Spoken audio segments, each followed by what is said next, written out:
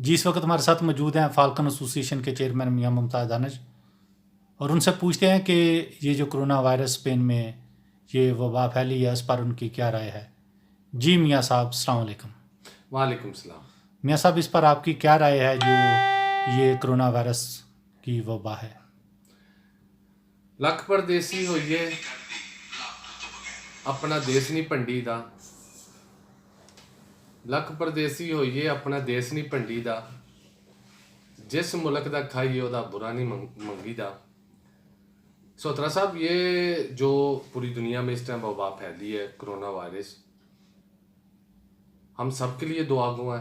ख़ास तौर पर स्पेन के लिए हमारी दुआ है कि अल्लाह ताला की ज़ात इस बुरे वक्त से हम सब को बचाए, इस मुल्क को बचाए।